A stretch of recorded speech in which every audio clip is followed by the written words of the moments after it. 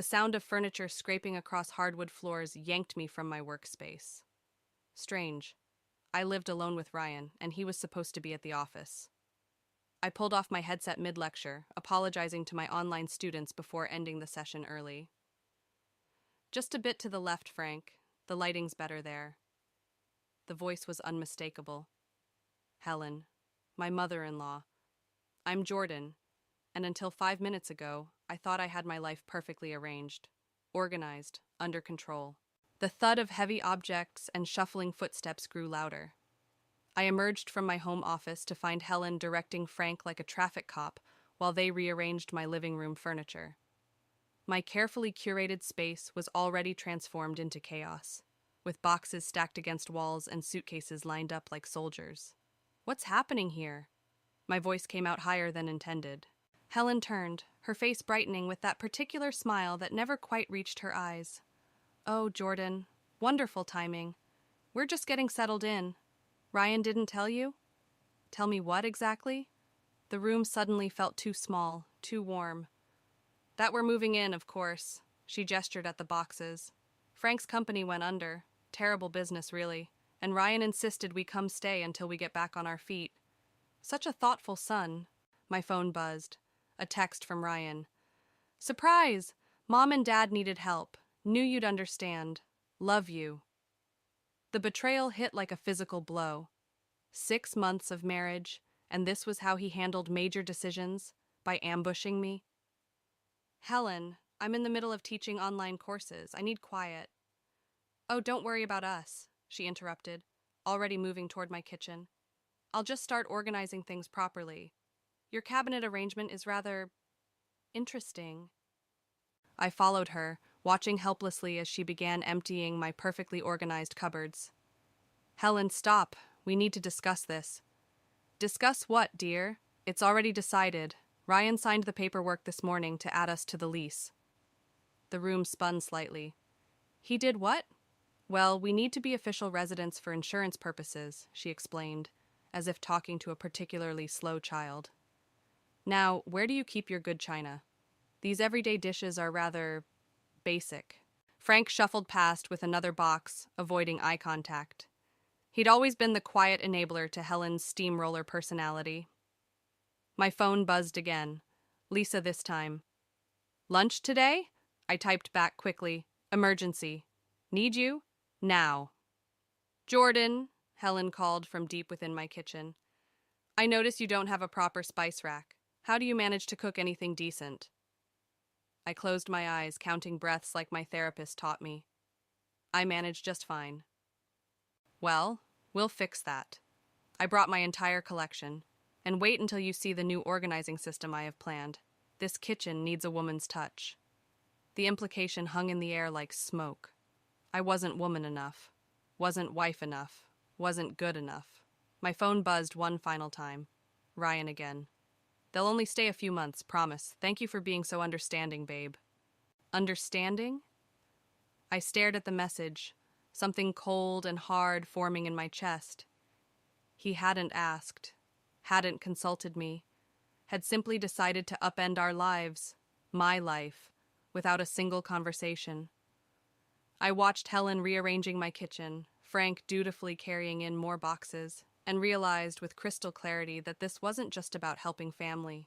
This was a takeover, pure and simple. And Ryan had handed them the keys. I need some air, I announced to no one in particular, grabbing my keys and phone. Oh, perfect timing, Helen called after me. Could you pick up some proper cleaning supplies? Your selection is rather limited. I didn't answer, just closed the door behind me with deliberate softness. But inside, something was screaming. This wasn't just an invasion of space. This was war. And they had no idea what they'd just started. Lisa took one look at my face across the cafe table and pushed her untouched latte toward me. Drink.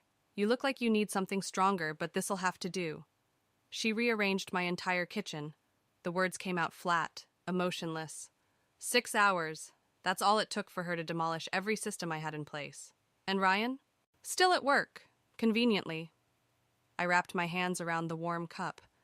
He texted me 15 minutes ago asking what I wanted for dinner. Like everything's normal. like he didn't just move his parents into our home without asking me. That's not just inconsiderate, that's a betrayal? My laugh sounded hollow. You should see what Helen did to my office. Apparently, my cluttered workspace wasn't conducive to proper teaching. She organized everything while I was out. I can't find half my materials for tomorrow's lectures. Lisa's eyes narrowed. Why do I feel like there's more? She scheduled a family dinner for tonight, invited Ryan's sister and her husband too, in my house, using my kitchen, which I apparently don't know how to properly stock or organize. My phone buzzed. Helen again. Dear, where do you keep your good tablecloth? The one in the drawer has a small stain. I don't own a good tablecloth, I muttered, shoving the phone face down. You need to talk to Ryan, Lisa said. Set boundaries before... Before what? Before his mother completely takes over? Too late.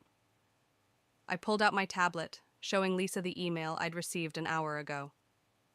She's already contacted my department head about improving the online learning experience through her years of administrative expertise. She didn't. Oh, she did. 30 years as a school principal apparently qualifies her to redesign my college-level courses. The bitterness in my voice surprised even me. And Ryan thinks it's great, says I should be grateful for her experience. My phone buzzed again. Ryan this time. Mom's making her famous pot roast, your favorite. It's not my favorite, I said to Lisa. I'm vegetarian, have been for 12 years. She knows this. She just chooses to forget. Lisa reached across the table, squeezing my hand. What are you going to do? Before I could answer, my phone lit up with a notification from our joint banking app. A significant withdrawal. My heart stopped. $5,000, I whispered, showing Lisa the screen. He just transferred $5,000 to his parents' account, without discussing it with me. Can he do that? Legally, yes. Ethically? I locked my phone, something cold and calculating settling in my chest. You know what the worst part is? Helen's been making comments about my salary, how teaching online isn't a real job, how Ryan needs to be the primary provider. Jordan, I make twice what Ryan does, I said quietly. My online courses and consulting work, they paid for our house deposit, our wedding, everything. Lisa's expression hardened. They're using you. Yes. The realization didn't hurt as much as I expected. Maybe because I'd already known, somewhere deep down. And Ryan's letting them. My phone buzzed one final time. Helen again. Dear, I took the liberty of rescheduling your evening lectures. Family dinner is more important. Ryan agrees. I stood up, gathering my things with deliberate calm. I need to go home and teach my classes in my office with my schedule. And the family dinner? A small, cold smile crossed my face. Oh, I'll be there. But first, I need to make a few calls, starting with our bank. What are you going to do? I thought about Helen's smug smile, Frank's avoiding eyes, and Ryan's casual betrayal. I'm going to teach them all a lesson about respect and proper organization. I picked up my bag, feeling lighter than I had all day. After all, isn't that what family's for? Lisa's worried expression followed me out of the cafe, but I barely noticed. I was too busy planning. Helen wasn't the only one who knew how to take control. She'd just forgotten one crucial detail. This was my house, my life, and my rules. And class was officially in session. The family dinner felt like a carefully orchestrated performance, with Helen as the conductor and everyone else playing their assigned parts. Everyone except me. I sat at my own dining table, now adorned with Helen's lace tablecloth, scrolling through our bank statements on my phone beneath the table. Jordan, dear, you're being awfully quiet. Helen's voice carried that particular note of concern that always preceded criticism. Are you feeling well? You look a bit peaked. I looked up from my screen, where I'd just discovered 3 more unauthorized transfers to Frank's business account. Just fascinated by numbers, I said, smiling tightly. They tell such interesting stories. Ryan shifted uncomfortably beside me. Mom's right, you seem off tonight. Funny you should mention that. I set my phone face down. Frank, how's the job search going? Frank nearly choked on his pot roast. Helen's fork clattered against her plate. It's proceeding, Frank managed, not meeting my eyes. Really? Because I just got off the phone with the bank. The silence that followed was absolute. They were quite helpful in explaining all these recent transfers, especially after I mentioned potential fraud. Ryan's face drained of color. Jordan, we should discuss this privately. Like you discussed moving your parents in? Or adding them to our lease? Or maybe like you discussed transferring our savings to your father's failed business ventures? Helen's practiced smile faltered. Now, dear, you don't understand the complexities. $15,000. I kept my voice level, clinical. That's how much you've taken so far. My money, my work, my savings. Our savings, Ryan corrected weakly. No. I pulled out a stack of papers from my bag. My savings. I've got every deposit record here. Every course payment, every consulting fee. Did you think I wouldn't notice? We were going to pay it back, Frank said quietly. Once my new investment. What investment? I turned to Helen. The same kind that bankrupted his company? The one you're trying to resurrect with my money? Helen's facade cracked. Ryan assured us that I wouldn't mind, that I'd understand, or that I was too stupid to notice. That's not fair, Ryan protested. Fair? I laughed, the sound sharp and brittle. Let's talk about fair. Let's talk about how you've been undermining my career while spending my money, about how Helen's been rearranging my life while Frank's been emptying my accounts. We're family, Helen said firmly. Family helps each other. Family asks. Family respects boundaries. Family doesn't steal. Ryan reached for my hand. I pulled away. I've frozen the accounts, I continued. All of them. The bank's investigating the transfers. They're particularly interested in the forged signatures. Frank's face went ashen. You can't. I already have. I stood up, my chair scraping against the floor. You have 24 hours to return the money and find somewhere else to live. This is ridiculous, Helen sputtered. Ryan, tell her. Tell me what? I turned to my husband. That you're sorry? That you didn't mean to betray every ounce of trust I had in you? Or that you actually believe your parents' financial schemes will work this time? Ryan's silence was answer enough. The funny thing is, I continued, gathering my things, I teach people for a living. And the most important lesson? Actions have consequences. Where are you going? Ryan's voice cracked. To stay with Lisa. I've already packed a bag. I headed for the door, then paused. Oh, and Helen? You can keep the tablecloth. Consider it a parting gift. Something to remember me by while you're looking for a new place to live. You can't just leave, Helen called after me. This is family. I turned back one last time, meeting each of their eyes in turn. No, this was a lesson, and class is dismissed. The door closed behind me with a satisfying click, cutting off their protests. In my car, my phone lit up with messages. Ryan begging me to come back, Helen demanding explanations, Frank attempting to justify. I ignored them all, starting the engine instead. They'd taught me something valuable, after all. Sometimes the best revenge isn't just about getting even. It's about getting smart. Lisa's guest room felt like a sanctuary after 3 days of ignored calls and escalating texts. I sat cross-legged on the bed, sorting through financial documents when my laptop pinged with an email from my department head. Subject: concerns about course structure. My stomach clenched as I opened it. Helen's influence was all over the carefully worded critique of my teaching methods. The same methods that had earned me Teacher of the Year twice. A knock at the door. Lisa appeared with coffee and that worried look she'd been wearing since I arrived. Your phone's buzzing again. Let it. I turned the laptop screen toward her. Look what Helen managed to accomplish in just 4 days. Lisa scanned the email, her expression darkening. She's trying to destroy your career. Not trying, succeeding. I pulled up another email. 3 of my students have withdrawn, citing administrative recommendations. Guess who's been calling them personally? Can she do that? Apparently, being a former principal gives her privileges I didn't know about. I closed the laptop harder than necessary. But that's not even the worst part. My phone buzzed again. This time I checked it. A text from Frank. We need to talk about Ryan's future. His future? Lisa read over my shoulder. What does that mean? I pulled out a stack of papers I'd retrieved from our home office before leaving. It means this. I spread them across the bed. Loan applications, investment proposals, and a half-completed contract for a new business venture.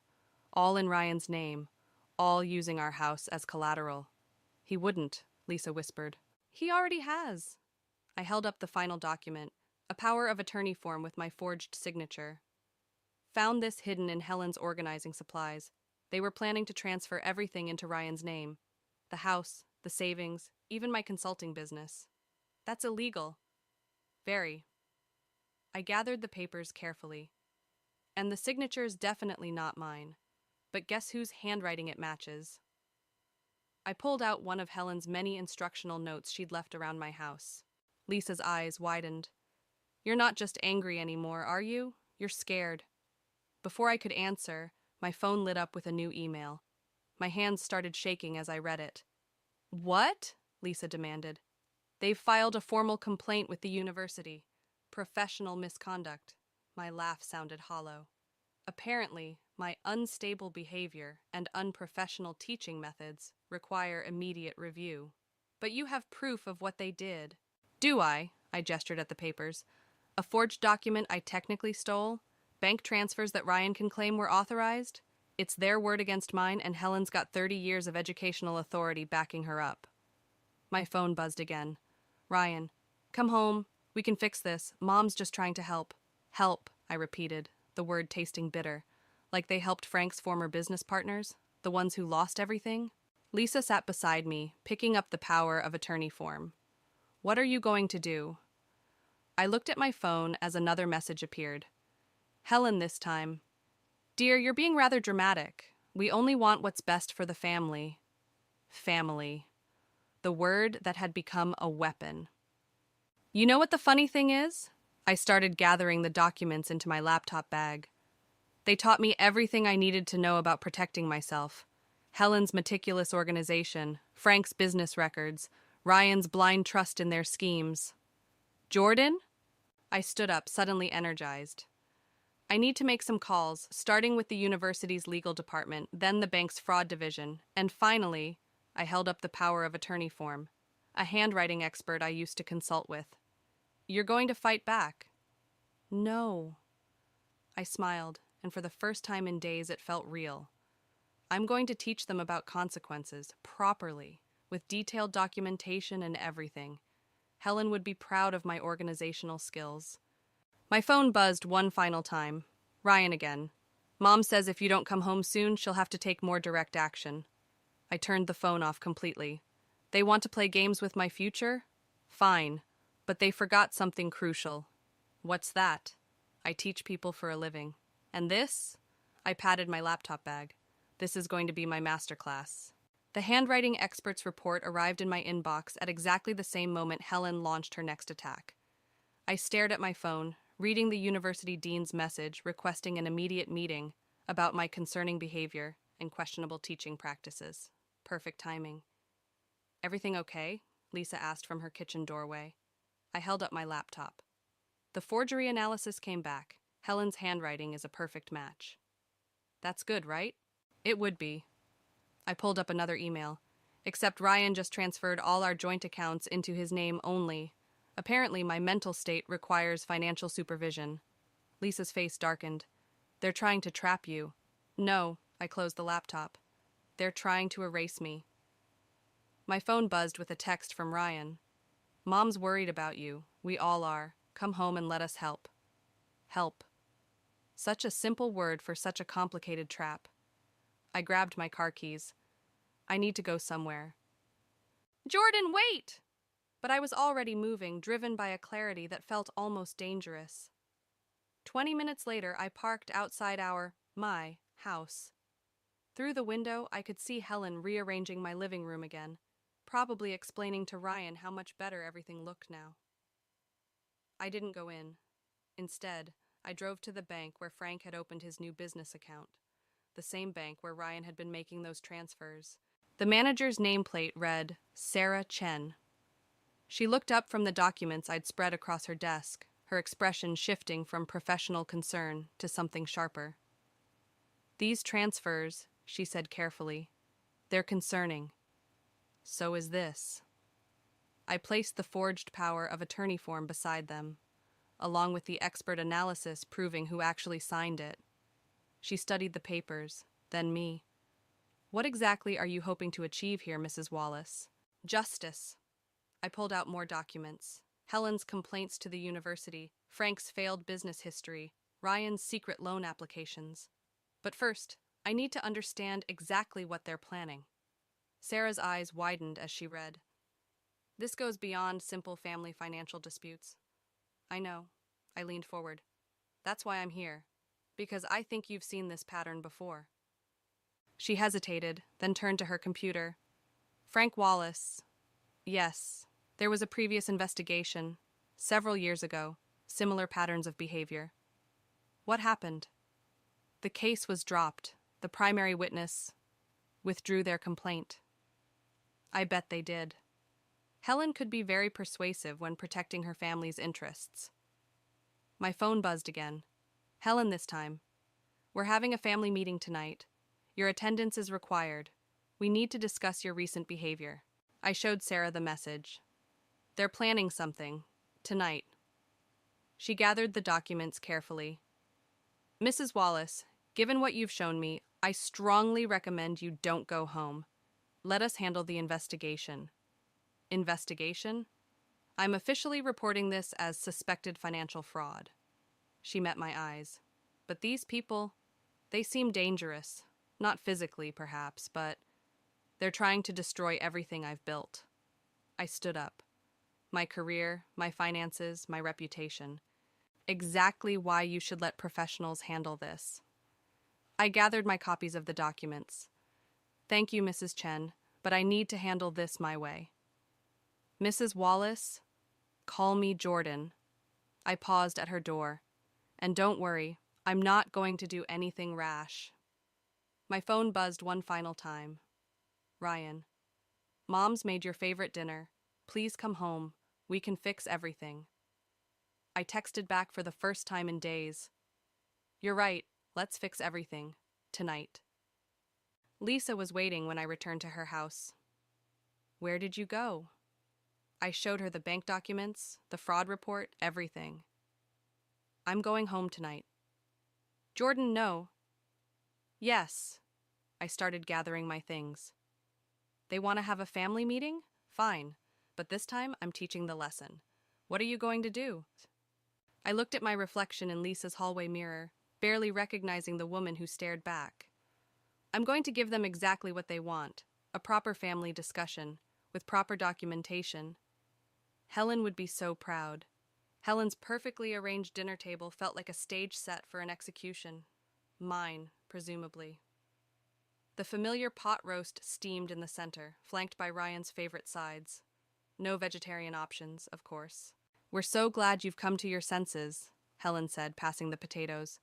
"This behavior has been quite concerning." I set my laptop bag beside my chair. "Concerning, that seems to be everyone's favorite word lately." Ryan touched my hand. I didn't pull away, but I didn't respond either. "We're trying to help, babe." "Like you helped your father's previous business partners?" The words dropped like stones into the carefully maintained calm. Frank's fork paused halfway to his mouth. "That's ancient history." "Is it?" I pulled out the bank records. "Because the pattern looks remarkably similar. Unauthorized transfers, forged documents, mysterious business ventures that never quite materialize." Helen's smile tightened. "Dear, you're obviously unwell. The stress of teaching has made me more observant." I laid out the power of attorney form. "Like observing how your handwriting matches this forgery perfectly?" Ryan stood abruptly. "That's enough." "Actually, it's not." I produced more documents. The bank's fraud department found some interesting connections. Previous complaints that mysteriously disappeared. Witnesses who suddenly changed their stories. "You went to the bank?" Frank's voice cracked. "I went everywhere. The university where Helen's been systematically undermining my career. The loan office.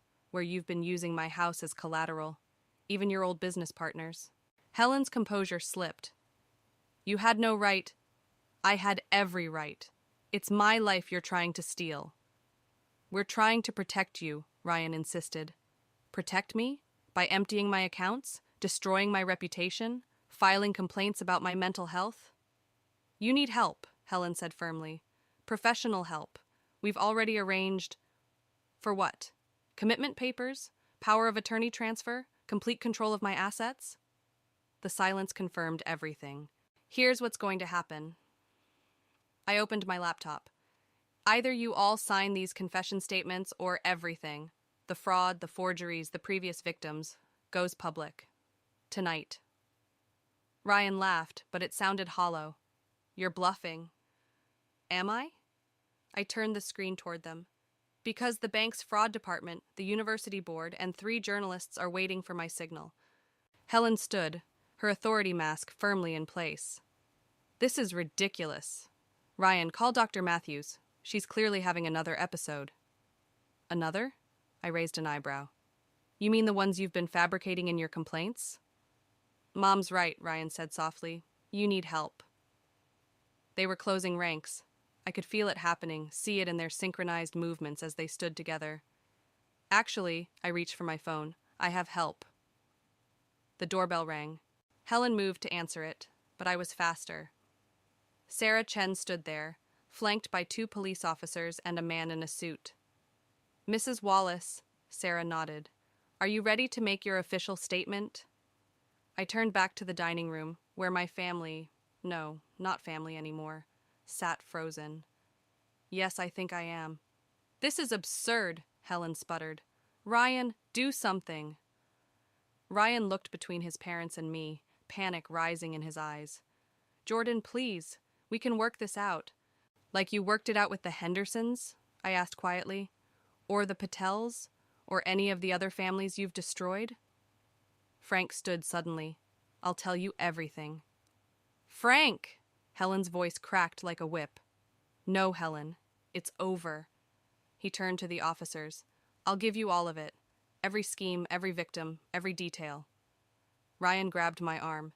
Don't do this, please. They're my parents. I looked at his hand on my arm, then at Helen's crumbling facade, and finally at Frank's defeated posture. That's exactly why I have to. The officers moved in, and I watched my marriage, my in-laws, and my old life collapse in a series of Miranda rights and handcuffs. Helen's last words as they led her out still rang with authority. You'll regret this. Family protects family. No, I said to the empty doorway. Family respects family, and you never learn the difference. The police station's interview room felt smaller with each passing hour. I sat across from Helen, watching her perfectly maintained facade crack under the weight of Frank's confession. He doesn't understand what he's doing, she said, smoothing her already immaculate blouse. Frank's always been weak under pressure. Like your previous victims? I placed another file on the table. The Hendersons lost everything. Their daughter had to drop out of college. Business is complicated. Her smile remained fixed, professional. You wouldn't understand. I understand perfectly. It's about control, isn't it? Like rearranging my kitchen, criticizing my teaching, trying to commit me. A flicker of something, fear, anger, crossed her face. We were protecting you. From what? My own success? My independence? From yourself! The words exploded from her, shattering her composure. You're just like them, the others, too stubborn to see what's best. I leaned forward. Best for whom, Helen? For family. Her voice cracked on the word. Ryan needs stability, structure. You were supposed to provide that, but instead, I refused to be controlled. The door opened. Ryan entered, looking haunted. Mom, they want your formal statement. Helen reached for his hand. He stepped back. Ryan? Her voice suddenly small, uncertain. They showed me everything. He wouldn't meet her eyes. The other families, the lawsuits, Dad's confession. We did it for you. Helen stood, her authority mask slipping completely. Everything was for you. Was it? I asked quietly. Or was it for your need to control everything? Everyone? She turned on me, mask gone, raw desperation in its place. You don't understand. I had to protect him. Had to make sure he had everything. After what happened with his father's business? After we lost everything the first time? So you decided to take everything from others instead? Mom? Ryan's voice shook. Did you really forge those documents? Try to have Jordan committed? Helen's composure crumbled entirely. You needed someone stable, controllable. She was ruining everything with her independence, her career, her strength? I finished. Her refusal to be broken? I did what I had to do. Helen's hands trembled as she gripped the table. Like I always have. Someone had to be in control. Someone had to protect this family. By destroying others? Ryan asked. By trying to destroy my wife? She was never right for you. Too strong-willed, too independent. Just like... Helen stopped abruptly. Like your mother? I watched understanding dawn in Ryan's eyes. That's what this is really about, isn't it? Your own mother's independence? Her refusal to let you control her life? Helen sank back into her chair, something vulnerable and ancient crossing her face. She left us. Left me. I swore I'd never let that happen again. Never let anyone else's independence tear apart my family. So you tore apart other families instead. Ryan's voice was hollow. God, Mom. What did you turn us into? A knock at the door. The detective entered. Mrs. Wallace, we're ready for your statement now. Helen straightened, trying to gather her dignity. Ryan, tell them we did everything for you. But Ryan stepped back, taking his place beside me. No, Mom, you did it for yourself. And now you have to face that. As they led Helen out, she turned one last time. Family protects family, she whispered, but this time it sounded like a question. No, I replied softly. Family respects family, and sometimes respect means letting go. The door closed behind her, leaving Ryan and me in silence. He reached for my hand, then stopped himself. I don't expect forgiveness, he said quietly. Good. I gathered my things. Because this isn't about forgiveness, it's about consequences. What happens now? I paused at the door, thinking of Helen's desperate need for control, of Frank's weakness, of Ryan's complicity. Now? Now everyone learns to live with their choices, including me. The door clicked shut behind me, final as a judgment. The university auditorium buzzed with anticipation. I adjusted my microphone, scanning the faces of educators and students gathered for the conference on financial abuse and family manipulation.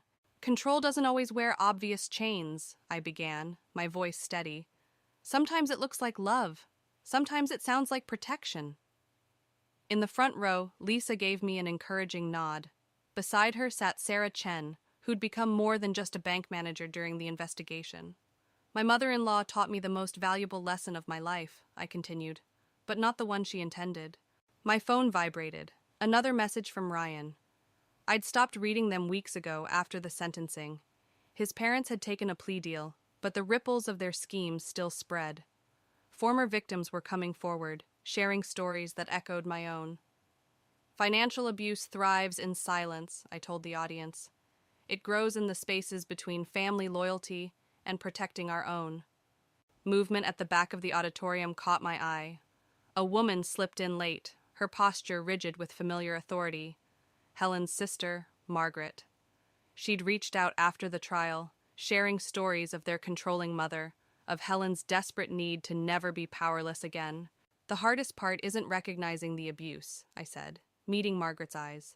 It's accepting that sometimes the people who hurt us truly believe they're helping. That makes it harder to fight back, harder to break free. My presentation screen showed bank statements, forged documents, careful records of systematic control. The audience leaned forward, recognizing their own stories in mine. But here's what they don't tell you about breaking free. I switched to the final slide, a photo of my reorganized home office, my restored class schedules, my life rebuilt on my terms. It's not about revenge. It's about reclaiming yourself. The questions afterward were always the hardest part, not because they were difficult to answer, but because each one revealed another person trapped in their own version of my story. How did you know when to fight back? A young woman asked, her voice trembling. When I realized that protecting yourself isn't selfish, I answered. It's necessary. After the presentation, Margaret approached my podium. Helen asked me to give you this. She held out an envelope. I didn't take it. Is it an apology or a justification?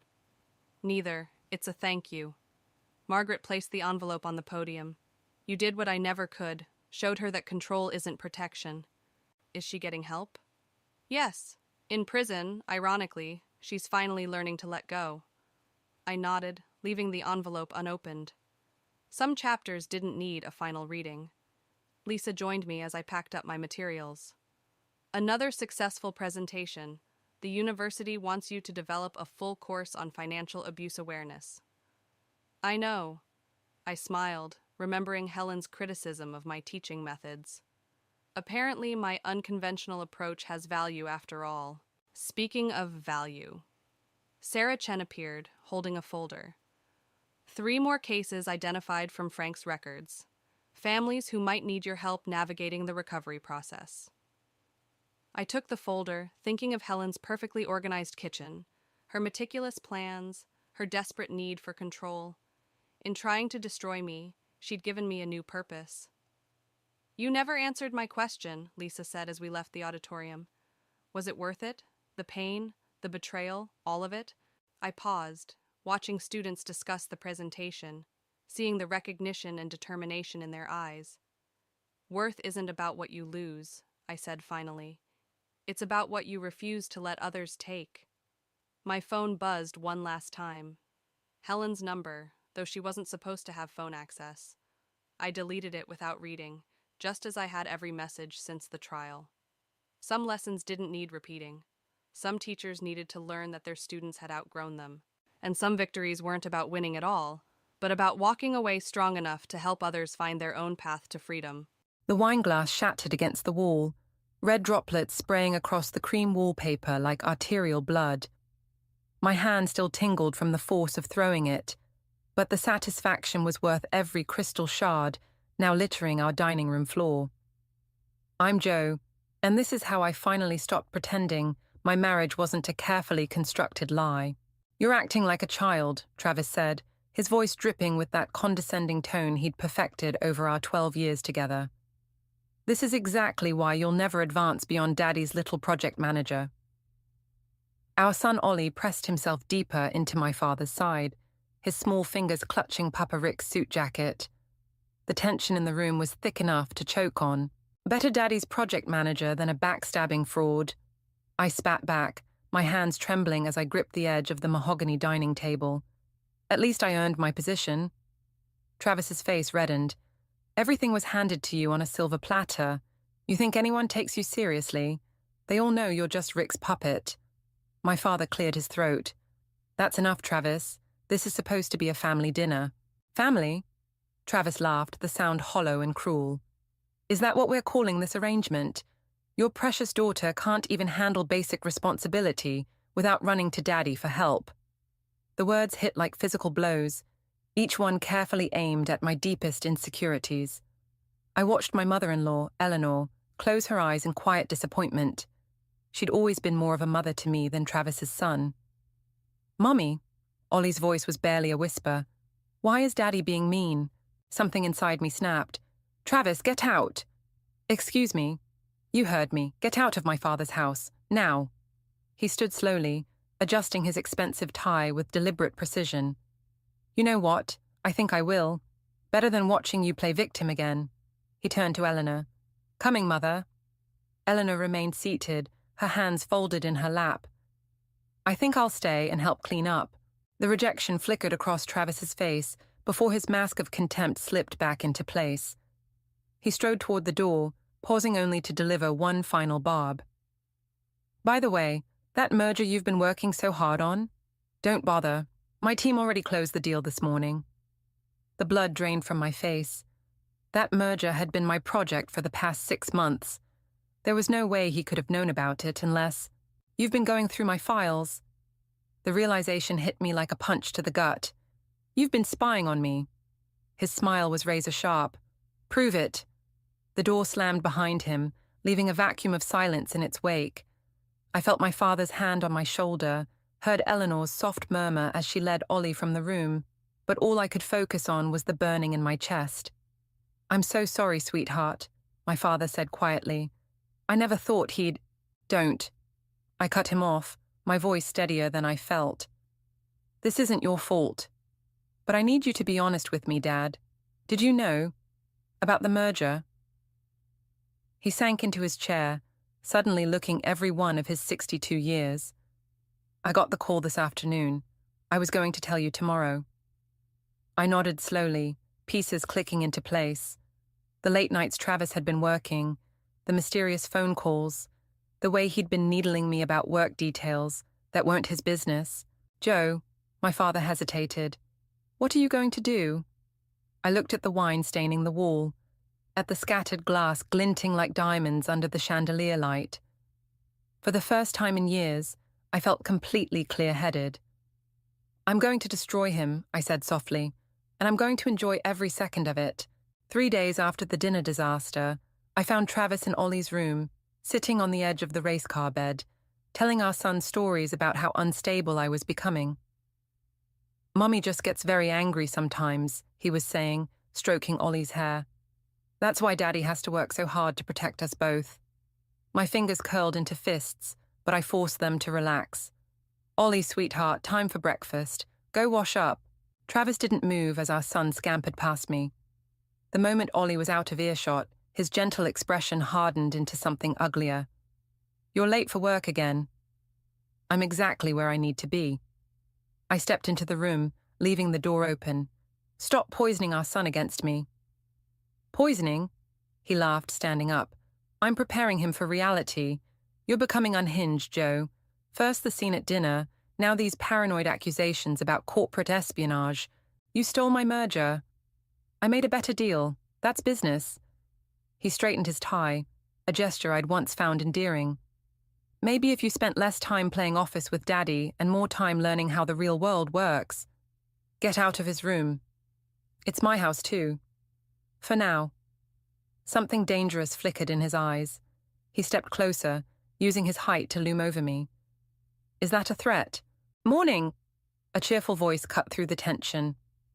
Nate Roberts stood in the hallway, tablet in hand. Sorry to interrupt, but we have that strategy meeting in 20 minutes, Joe. Travis's jaw tightened. Who the hell are you? Nathan Roberts, sir. New project lead under Joe. Nate's smile was professional, but his eyes were sharp. We're restructuring after the merger situation. Your insight would actually be valuable if you have time to consult. I watched Travis process this, saw the calculation behind his eyes. Another time, he said finally. I have my own meetings to attend. He brushed past Nate, bumping his shoulder hard enough to make the tablet wobble. We waited until his footsteps faded down the stairs. You okay? Nate asked quietly. No. I sank onto Ollie's bed. But thanks for the save. How did you know to come up? Eleanor called me, said you might need backup this morning. He leaned against the door frame. Smart woman, your mother-in-law. Smarter than I was. I stood up, smoothing my skirt. Did you bring the files? Nate nodded, swiping through his tablet. 3 instances of unauthorized access to our servers from Travis's IP address. 2 meetings with our competitors that weren't on any official calendar. And this, he turned the screen toward me, a series of emails to someone named Chloe discussing insider information about the merger. My stomach clenched. Chloe? Yeah, seems like a student intern at his company. The emails get pretty personal. The room tilted slightly. Of course there was another woman. There was always another woman with Travis. Joe? Nate's voice was gentle. We don't have to do this now. Yes, we do. I straightened my spine. Send everything to my private email. And Nate, thank you for helping with this. Hey, what are work friends for? His smile faded. Just be careful, okay? The way he looked at you just now, I know. I did know. I'd seen that look before, in the early days of our marriage when things first started going wrong. That's why we need to move fast. Downstairs, I could hear Ollie chattering about his breakfast. Travis's voice responded, all warmth and patience now that he had an audience. The perfect father, the perfect husband, the perfect lie. One more thing, Nate said as I headed for the door. Your father wants to meet, says it's important. I nodded, already mentally rearranging my day. Tell him I'll be there at lunch. And Nate, watch your back. Travis isn't going to like you being involved. Let him try something, Nate replied, his usual cheerfulness hardening into something more determined. Some things are worth the risk. I touched the door frame where Travis had marked Ollie's height every birthday, wondering how many other memories in this house were as fake as my marriage. Yes, I said quietly. They are. The coffee shop was exactly the kind of pretentious place Travis would choose. All exposed brick and overpriced lattes. I watched Chloe Turner through the window, noting how young she looked hunched over her MacBook. 19. The same age I was when I first met Travis. My phone buzzed. A text from Nate. You don't have to do this. But I did. I squared my shoulders and pushed through the door, the bell's cheerful jingle at odds with the acid in my stomach. Chloe? She looked up, confusion flickering across her face. Yes? I'm Josephine Mitchell. I sat down across from her, watching recognition dawn in her eyes. Travis's wife. The color drained from her face. I don't... Please don't lie. My voice was steadier than I felt. I've read the emails. Her laptop screen slammed shut. He told me you were separated. Of course he did. I pulled out my phone, found a recent picture of Ollie at his kindergarten graduation. Travis's arm was around my waist, both of us beaming at the camera. This was 3 weeks ago. Tears welled in her eyes. I'm so sorry. I didn't know. He said you were cruel to him, that you were using your father's company to destroy his career. A laugh bubbled up in my throat, bitter as black coffee. Did he also tell you about accessing confidential files? About using company information to sabotage deals? That was business, she whispered. He said everyone does it. And this? I slid my phone closer, showing her a security camera still from outside her apartment building. Travis entering at 2 a.m. Is this business too? The bell jingled again. I didn't need to look up to know who it was. Travis's cologne reached me before his voice did. What the hell are you doing? I turned slowly. Having coffee with your intern. She's lovely. Very young. Chloe, leave. His command was sharp enough to make her flinch. No, I said quietly. Stay. He needs an audience for this part. Travis grabbed my arm, fingers digging in. Outside. Now. Take your hand off me. I met his gaze steadily. Or I'll send these photos to your mother right now. His grip loosened, but his eyes burned with familiar rage. You're making a scene. No, you did that when you decided to fuck a teenager. Chloe made a small wounded sound. Other customers were staring now, phones discreetly raised. You want to do this here? Travis's voice dropped dangerously low. Fine. Tell everyone how you drove me to it. How you chose Daddy's company over your marriage. How you... Travis Mitchell. A man in a sharp suit approached our table. I'm Daniel Cooper, from the Securities and Exchange Commission. We'd like to ask you some questions about recent trading activities. The blood drained from Travis's face. What? Your wife's company filed some interesting documentation this morning. The man smiled thinly. Shall we discuss this somewhere more private? I stood, gathering my purse. I'll leave you to it. Oh, and Travis, Ollie's staying with my father tonight. Don't bother coming home. You vindictive bitch, he snarled. You really think you can... I already have. I turned to Chloe, who sat frozen in horror. He deletes his texts every night at 11, changes his email password weekly, and he'll never admit to anyone that he's wrong. I softened my voice. You deserve better than being someone's secret. Outside, the autumn air felt clean in my lungs. Nate was waiting by my car, concern etched on his face. You okay? I watched through the window as Travis gestured angrily at the SEC agent, his perfect facade crumbling. I will be. Your father's worried. Says you're taking too many risks. Tell him the risk was staying silent. I unlocked the car, then paused. Nate, thank you for helping me find the trading records. He shrugged. Some men need to learn they can't take whatever they want. Through the window, I saw Chloe gather her things and hurry out, tears streaming down her face. Part of me wanted to comfort her, but a larger part recognized that some lessons have to be learned alone. Come on, I said to Nate. We have a company to rebuild. The SEC investigation hit the news cycles faster than I expected. I watched my father's face as he read the headlines scrolling across his office monitor. Tech executive under investigation for industrial espionage. They're calling it a witch hunt, Dad said, rubbing his temples. Travis's company is claiming we fabricated evidence to destroy their reputation. I traced the rim of my coffee cup, now cold and untouched. We both know that's not true. Truth isn't always enough, Joe. He turned the monitor off, but the reflection in the window showed his worried expression. Travis's lawyers are good. They're painting you as a vindictive wife using Daddy's influence for revenge. Let them. The words came out sharper than intended. We have proof. We have complications. He slid a folder across his desk. Travis filed for emergency custody of Ollie this morning. The room tilted. I grabbed the edge of the desk, steadying myself. He what?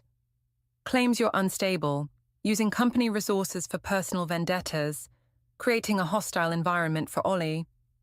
Dad's voice softened. There's more. Eleanor came to see me earlier.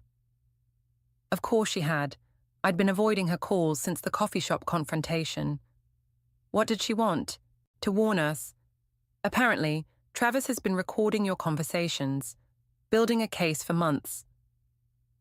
The coffee cup slipped from my fingers, shattering on the floor. Dark liquid spread across the carpet like blood. A knock at the door made us both jump. Nate stood there, his usually cheerful face grim. Sorry to interrupt, but you need to see this. He held up his phone. A video played, me at the coffee shop confronting Chloe. The angle was awkward, clearly shot by another customer, but the audio was clear. Tell everyone how you drove me to it. It's trending, Nate said quietly. Travis's PR team is spinning it as workplace harassment. They're saying you targeted a young intern to discredit their company. I watched myself on the tiny screen, saw how my controlled anger could be interpreted as threatening, saw how easily the truth could be twisted. Joe, my father's voice cut through the rising panic. Whatever you're thinking. I need to see Ollie. I grabbed my purse, already moving toward the door. He gets scared when his routine changes. He'll want his blue blanket for nap time. Joe, stop. Dad caught my arm. Travis's lawyers filed a temporary restraining order. You can't go near the house. The world narrowed to a single point of pain. He's my son. And we'll fight this, Nate said firmly. But right now, you need to be smart. One wrong move and Travis gets everything he wants. I yanked free from my father's grip, pacing the office like a caged animal. So I'm supposed to what? Sit here while he turns my son against me? While he destroys everything I've built? No. Dad's voice had that steel edge I remembered from childhood crises. You're supposed to trust us. Eleanor's already documenting Travis's manipulation of Ollie. Nate's tech team is tracing the source of those recordings, but you need to give us time. Time? I laughed, the sound brittle. While Travis plays the victim, while Ollie thinks I abandoned him, while we build a case that can't be dismissed as revenge, Nate corrected. You taught me that, Joe. Sometimes winning means playing the long game. I stared out the window at the city below, at all the people going about their normal lives, while mine imploded. Somewhere out there, my 5-year-old was wondering why his mother hadn't come home. Okay. I turned back to them, something cold and hard crystallizing in my chest. You want the long game? Let's play. But this time, we're changing the rules. Dad and Nate exchanged worried looks, but I was already pulling out my phone, scrolling through contacts until I found the number I needed. "Who are you calling?" Dad asked. "Someone who knows all about Travis's games." I hit dial, waiting as it rang. "Hello, Eleanor. We need to talk about your son." Eleanor's hands trembled as she slid the USB drive across the cafe table. "He'll know it was me." "No, he won't." I pocketed the drive, fighting the urge to check its contents immediately. "Travis never thought you'd betray him." "Like he betrayed me?" Her laugh was hollow. "Did you know he emptied my retirement account last year? Said it was for a business investment." She twisted her wedding ring, the one Travis's father had given her 30 years ago. I believed him. My phone buzzed. A text from Nate. "Target moving, ETA 10 mins." "He's coming," I told Eleanor. "Remember the plan." She nodded, dabbing at her eyes. "Just promise me something, Joe. When this is over, let Ollie know his grandmother tried to fix things." The cafe door chimed. Travis strode in, all polished confidence until he spotted me sitting with his mother. His steps faltered. "What's going on here? Can't I have coffee with my daughter-in-law?" Eleanor's voice was perfectly pitched, worried, slightly defensive. "Not when there's a restraining order." Travis turned to me, jaw clenched. "Leave, now." "Actually," I checked my watch, "I have 4 minutes before I'm in violation. Plenty of time for you to explain to your mother about Chloe's abortion." The color drained from his face. Eleanor gasped. "Mother, she's lying. The clinic records say otherwise." I stood slowly. "Along with the wire transfers from your mother's retirement account. Tell me, Travis, does your PR team have a spin for that?" His hand shot out, grabbing my wrist. "You vindictive." "Travis Mitchell?" A woman in a sharp suit approached our table. "I'm Detective Sarah Chen. We'd like to ask you some questions about certain financial transactions." Behind her, 2 uniformed officers positioned themselves near the exits. Through the window, I saw Nate giving a thumbs up from his car. "This is harassment," Travis snarled, but his grip loosened. "No," Eleanor said quietly. "This is karma." She pulled out her phone, showing him the screen. A recording was playing, his voice clear as he detailed plans to embezzle company funds. "Mother." "I'm sorry, baby." Tears rolled down her cheeks. "But I can't watch you destroy more lives." Travis lunged for the phone. The officers moved faster, catching his arms as Detective Chen read him his rights. The cafe had gone silent, phones recording everything. "You'll regret this," he spat at me as they led him away. "I'll make sure Ollie knows exactly what kind of mother you are." "No," I replied calmly. "He'll know what kind of father you are." "The court-appointed guardian is reviewing your recordings right now, the ones where you coached him to lie about me." His face contorted with rage, but the officers were already escorting him out. Through the window, I watched them guide him into a patrol car, his perfect suit wrinkled, his carefully constructed world crumbling. Eleanor's sob broke the silence. I reached for her hand, but she pulled away. "I did the right thing," she whispered, more to herself than to me. "I did the right thing." My phone buzzed again. A message from Dad. "Ollie's guardian called. You can see him tomorrow." Relief made my knees weak. I sank back into my chair, the weight of the past weeks pressing down on me. "Was it worth it?" Eleanor asked suddenly. "All this pain, this destruction, was revenge worth it?" I thought about Ollie, about the look in Travis's eyes when he realized his own mother had turned against him, about the years I'd spent doubting myself. "It wasn't about revenge," I said finally.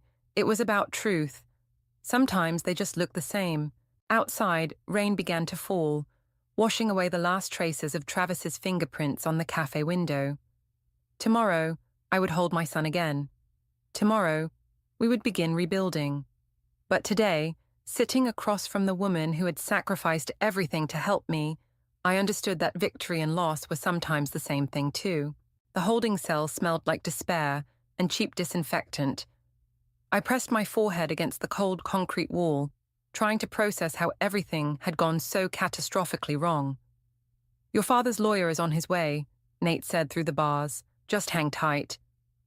Did they find Ollie? His hesitation told me everything.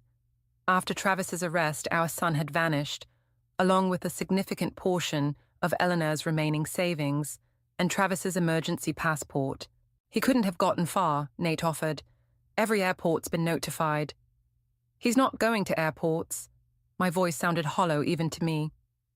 He's punishing me, making sure I feel exactly what he felt when we took everything from him.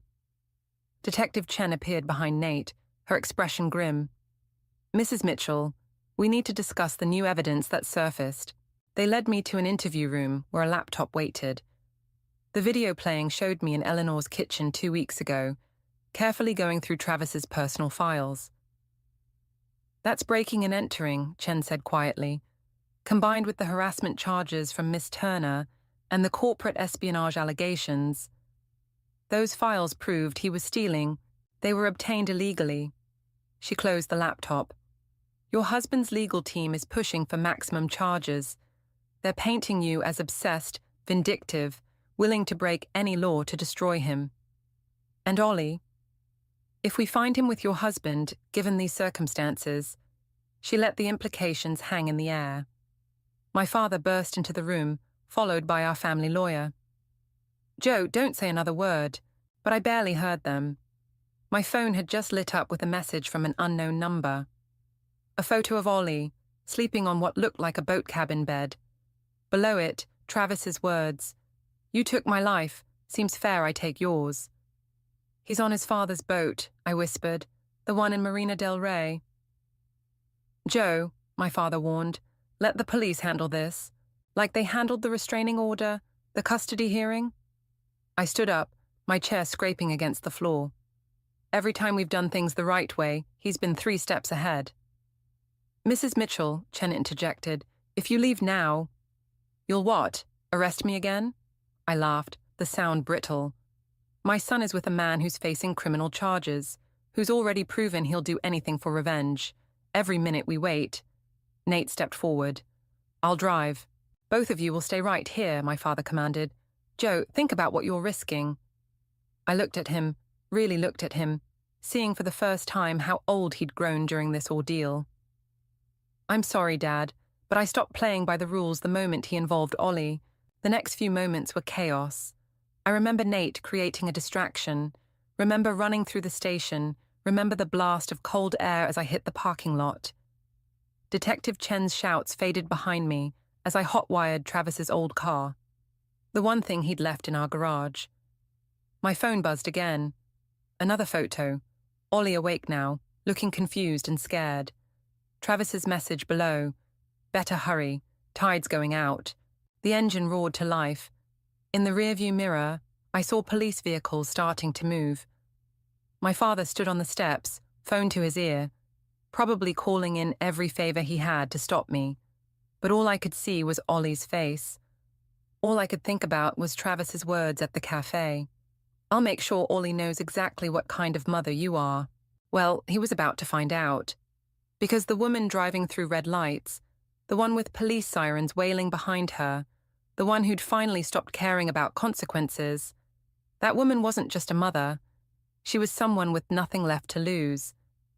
I pressed the accelerator harder, watching the speedometer climb. 3 hours until high tide. 2 hours to Marina del Rey in good traffic. And somewhere ahead, my son, and the man who thought he could take him from me. "I'm coming, baby," I whispered, swerving around a slow-moving truck.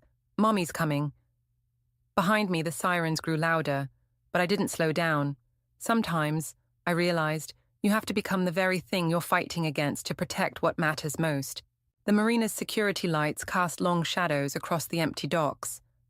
Travis's boat, the Sweet Revenge, a name that now felt like a twisted joke, rocked gently in its berth. No lights on, but I knew they were there. A mother always knows. My phone buzzed. Detective Chen. "We're 5 minutes out. Do not approach the boat." I switched the phone off and moved closer, keeping to the shadows. The cabin door was ajar, inviting me in. Travis had always loved his little traps. "Daddy?" Ollie's voice drifted up from below deck. "I want Mommy." Mummy's coming, sport. Travis's voice was gentle, the way it used to be before everything shattered. In fact, she should be here any second now. I stepped onto the boat, the deck creaking beneath my feet. No point in stealth now. You're late, Travis called up. Traffic on the 405. Where is he? Safe, which is more than I can say for your future. His laugh echoed from below. Come down. Let's talk about custody arrangements. The cabin stairs felt endless. Travis sat at the small table, Ollie curled up against him, clutching his blue blanket. My son's eyes lit up when he saw me, but Travis's arm tightened around him. Careful now, Travis warned. We wouldn't want any sudden movements to rock the boat. That's when I saw it, the small device in his free hand, wires trailing down through a hole in the floor. The boat's bilge pump controls, modified. One push, he said softly, and the pump reverses. How long do you think it takes a boat this size to sink? You'd kill your own son? I'd save him, be the hero who rescued him from his unstable mother's last desperate act. His smile was razor-sharp. The security cameras will show you boarding alone. Everyone knows how unhinged you've become. Ollie squirmed. Daddy, you're squeezing too tight. I took a step forward. Travis's finger tightened on the device. You know what's funny? He said. I actually loved you once. Before you became Daddy's perfect little successor. Before you made me feel small in my own home. You did that yourself. Did I? Who pushed for separate bank accounts? Who insisted on keeping her maiden name professionally? Who turned my own mother against me? You stole her retirement, Travis. I borrowed it. I would have paid it back after the merger. His composure cracked. But you couldn't wait, could you? Had to prove you were smarter, better, more worthy. Worthy of what? The question burst out before I could stop it. What were you trying to prove? Something flickered in his eyes. Pain, maybe, or recognition. For a moment, I saw the man I'd married, drowning in his own insecurities. Then Ollie sneezed. The sound startled Travis. His grip loosened just enough. I lunged forward as Ollie slipped free, running to me. Travis scrambled for the device, but Eleanor emerged from the forward cabin, fire extinguisher in hand. The metal connected with Travis's wrist with a sickening crack. The device clattered to the floor. Mum! Travis stared at her in shock. How? I've been here since you arrived, Eleanor said quietly, waiting to see if my son was still in there somewhere. Footsteps thundered above. Detective Chen's voice rang out. Police! Everyone stay where you are.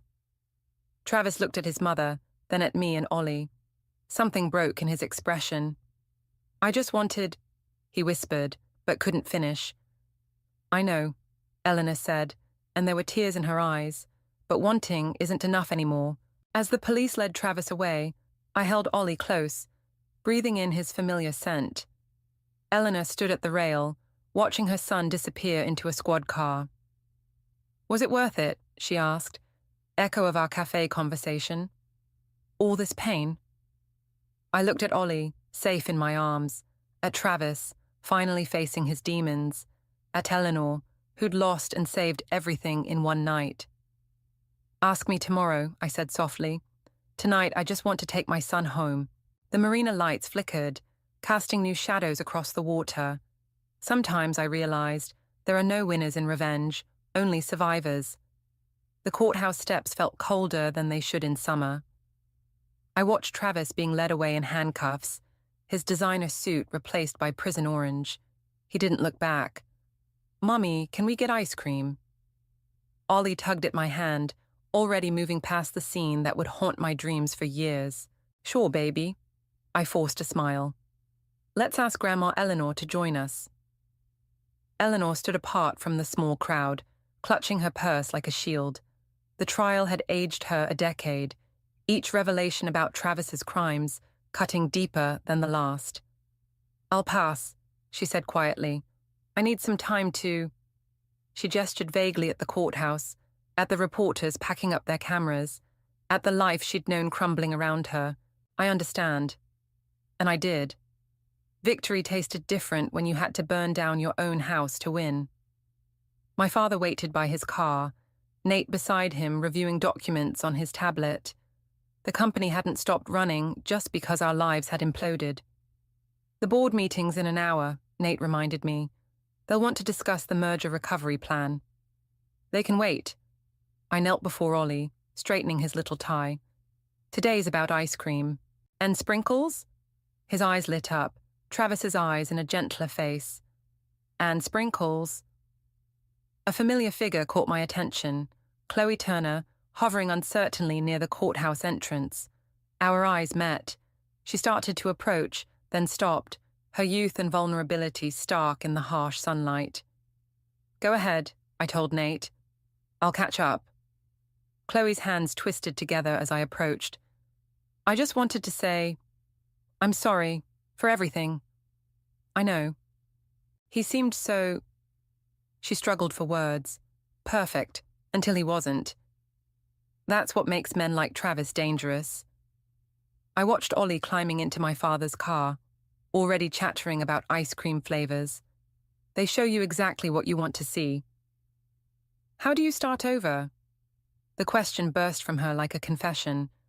After someone breaks you apart, I thought about the wine glass shattering against the wall that first night, about Eleanor's trembling hands passing me the USB drive, about Travis's face when his own mother testified against him. You don't start over, I said finally. You build something new from the pieces you have left. She nodded, understanding more than her 19 years should allow. As she walked away, I saw a shadow of my younger self, the woman who once believed love meant making yourself smaller. Ready to go? My father called. Almost. I turned to Eleanor, still standing alone. Ice cream offer still stands. Ollie would love his grandmother there. She hesitated. Joe, I don't know if I can... We're both building something new, I said softly. Might as well do it together. A ghost of a smile crossed her face. She took one last look at the courthouse doors, then walked toward us. My phone buzzed. A text from Detective Chen. Travis wants to talk. Says it's important. I deleted the message without responding. Some conversations weren't worth having anymore. In the car, Ollie debated ice cream toppings with his grandmother, while my father and Nate discussed quarterly projections. Normal life, piecing itself back together in small moments. Mommy, Ollie's voice pulled me from my thoughts. Are you still angry at Daddy? The question hung in the air. Eleanor's breath caught. My father's hands tightened on the steering wheel. No, baby. I touched his cheek, seeing futures branching out before us. Some bright, some dark, all uncertain. I'm not angry anymore, just ready for our next adventure. He beamed, satisfied with the answer only a child could accept so simply. But as we drove toward the ice cream shop, I caught Eleanor's knowing look in the rearview mirror. Sometimes revenge isn't about destroying someone else. Sometimes it's about refusing to let them destroy you.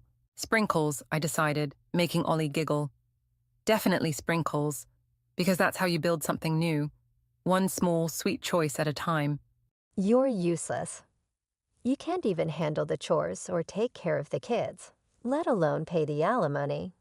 Kyle had finally shown up at the hospital 3 weeks after my traffic accident, spouting these harsh words without showing any concern for me as I lay there in the hospital bed.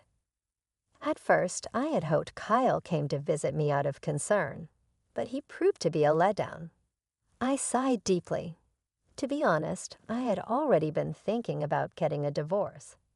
I didn't expect Kyle to bring it up now, but I guess I should be thankful. It saved us both some trouble.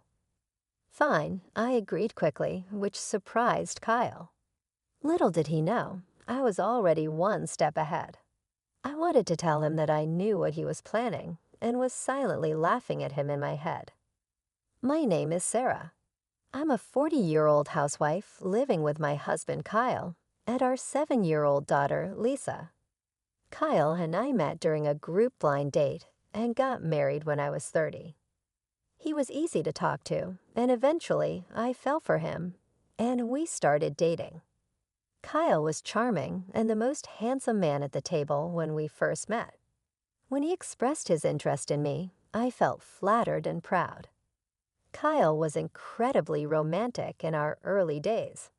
He would surprise me with dessert plates and bouquets at fancy restaurants for my birthdays, take me on trips for our anniversaries, and write heartfelt letters at just the right moments. I felt so lucky to have him and eagerly accepted his marriage proposal, imagining a life full of surprises and excitement even after marriage. But once we were married, things took a turn. "Hey Sarah, my dinner isn't ready yet." "I've been working all day, and you can't even have dinner prepared when I get back. You're so lazy." Once married life began, he started demanding, like he was the master of the house and I was supposed to be his caretaker. At first, I was shocked by the change in him. I thought he was just joking. When we were dating, we used to laugh at each other's silly jokes. We imagined a sweet newlywed life where we called each other by cute nicknames and stayed lovey-dovey even after having kids. But it turned out he wasn't joking at all. He treated me like a servant or something even worse. At first, I would laugh it off, thinking he was joking, but gradually I realized he was serious. He really saw me as his caretaker, and that was frightening. After we got married, I had to quit my job, and we depended on the money Kyle earned. I was scared that if I didn't do as he said, he might cut me off financially, so I felt trapped. Honestly, Kyle's income wasn't great. I was making more when I was working. Kyle only finished high school and jumped from one job to another. His unstable work history continued, quitting jobs every year or two. It seemed Kyle felt insecure about his background and took out his frustrations on me. "I'm sorry I got delayed with some errands," I told him once. "Don't make excuses. Just hurry up and make it," Kyle replied, sitting down with a cold beer. This had become a common scene, but each time I sighed and started cooking. My marriage made me miserable, but I managed to get by. The following year, our daughter Lisa was born, and my days became a series of struggles. As expected, Kyle didn't help much with Lisa. However, he would spoil her by buying her candy or toys she wanted. I tried to raise Lisa properly, so I scolded her when needed, which made her cling to Kyle even more. "Lisa, you like Daddy, don't you?" Kyle asked her once. "Yeah, Daddy is cool." "I love Daddy," Lisa replied. "I knew it. I'm super dad," Kyle said, looking at me smugly. It was frustrating, but I couldn't help feeling glad that Lisa loved her father. I just sighed again. Despite his spoiling her, Kyle never attended any of Lisa's kindergarten events like sports festivals or recitals. You know, there's a parent-child race at Lisa's sports festival. "Could you participate?" I asked him. "Huh? Why me?" "You're free that day. You do it," he responded. "I'm busy with work every day, but the sports festival could be a great time for us to bond as parents. It's on a holiday, so you won't have to work," I said to Kyle. "Shut up. We're already close enough. Maybe you should work on your relationship with Lisa. She thinks you're mean, you know."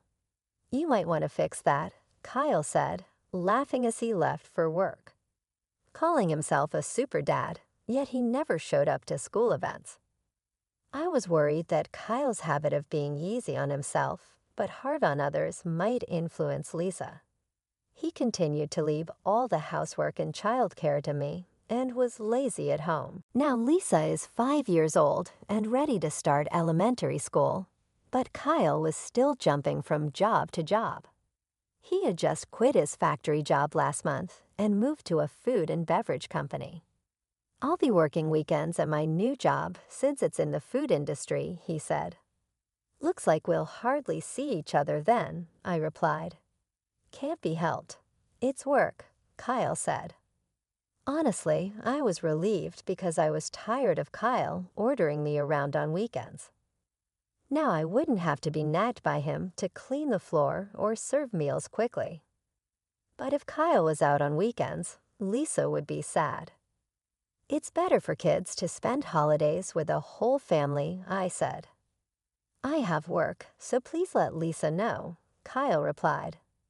I couldn't really argue with Kyle, since he was the one bringing in the money. Reluctantly, I went to tell Lisa. I'm sorry, but Daddy won't be able to go out with you on his day off, I said. I thought Lisa would be upset, so I told her with a frown. However, contrary to my expectations, Lisa seemed unconcerned. It's okay. If you're okay with it, then it's fine. You know he's not going to be here on all weekends, right? Daddy has been smelling strange lately, she said. A strange smell? I asked, puzzled. Lisa nodded and went back to her room. What on earth was she talking about? I've been so busy with housework and taking care of our child that I hadn't noticed much about Kyle lately. Our marriage was not like it used to be, and I tried to avoid being around Kyle to keep things calm. The strange smell Lisa mentioned might be from the factory, I thought. Factories often use special solvents, so it made sense that Kyle could come home with a weird smell. If that was the case, the smell would probably go away soon. Kids are really honest, which is what makes them so endearing. Despite what he said, Kyle started leaving the house early in the morning, even on his days off, which was odd. He also left every weekday. If he was working weekends, he should have a day off during the week. He left without saying anything to me, so I couldn't tell if he was going to work or not. I became curious about what he was doing, leaving so early even on his days off. One day, I asked Kyle, "You seem to be going out every day off. What are you doing?" Kyle looked confused for a moment, then answered in an annoyed tone while scratching his head, "I'm working. I go to work voluntarily." "Really? But you should take care of yourself, or your body won't hold up," I replied. "Shut up. Don't complain about my job," Kyle snapped back. I didn't understand why he got so angry when he often complained about my housework and child rearing. I didn't believe what Kyle said. There's no way he, who usually avoids trouble, would go to work voluntarily on his days off. I knew this from watching him closely over the years. If he was that passionate about work, he would have stayed at his previous job longer. I also started paying attention to the strange smell that Lisa mentioned. Indeed, Kyle came home with a sweet, strong fragrance. This strange smell was not from the factory. Why hadn't I noticed this before? I blamed myself for being so naive and vowed not to make the same mistake again. From then on, I decided to watch Kyle more carefully, especially on weekdays when he said he was going to work. He seemed to wake up an hour earlier than usual and took extra care grooming himself. He appeared to be in a good mood on those days, which varied from week to week, sometimes being on a Monday, sometimes on a Thursday. But it was clear that Kyle was happy on those days. When he left the house, I went into his room to look for any clues. I felt like a detective searching a house. Since I always cleaned Kyle's room, I knew it well and didn't feel bad about snooping around. If Kyle had hidden anything, it would be in a place not easily seen. I searched carefully under the desk and bed. Finally, hidden in a candy tin in the closet, I found a bunch of letters. What were these? All the letters were from the same person named Patricia. They had been sent through the mail. The oldest letter was from 4 months ago, and the newest was from yesterday. As I read the letters, I saw phrases like, "I regretted when we broke up, but now I really love you, and I want to go back to the time when I was with you." It sounded like something a lovesick teenager would say. At first, I thought maybe Kyle's ex-girlfriend was sending these letters on her own, but then I read a line that worried me. "I'm glad you like me again. I'm looking forward to our next date." This was from last week. It looked like Kyle was seeing Patricia. Today, he was definitely up to something. I took photos of the letters with my smartphone as evidence. I thought about taking the letters, but I didn't want to make Kyle suspicious. Even with these letters, I felt I didn't have enough proof. After thinking it over, I decided to hire a private investigator to check on Kyle. 3 weeks later, the investigator gave me the results quickly. He brought photos of Kyle and Patricia close together in the park at night, and even a recording of them saying, "I love you" to each other. I accepted the facts calmly. With solid proof in hand, I went to the municipal office and came back with a divorce form. Now that I knew Kyle was cheating, I had no reason to stay with him. I planned to confront him with the divorce papers the next time something happened. I returned home and let out a deep sigh. I was acting resolved, but honestly, I was heartbroken. I was upset with myself for having married someone as careless as Kyle. I was thinking about resting a bit before making dinner when my phone rang. "Hello." "Yes, Sarah. Do you have time to talk?" "Yes, what's going on?" I was surprised to get a call from my father. He usually doesn't call me. "Actually, your mother and I were talking yesterday, and we're thinking about transferring our assets to you soon." "Huh? What happened?" "My father ran a company that sold imported goods to Japanese corporations. I was the daughter of a big company president, but I never told Kyle about this. I thought it would make me sound boastful, especially since Kyle jumped from one job to another. We're getting old and thinking about retiring. We thought about keeping the company going, but didn't want to push it onto you, our only daughter, so we've decided to step back." "I see."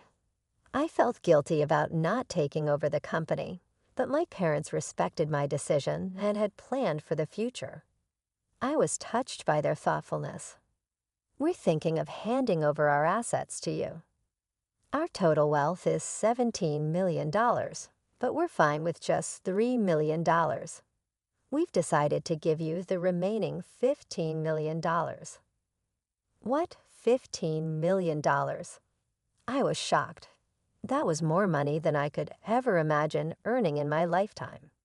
"Yes, there will probably be inheritance tax, but you'll still have plenty left.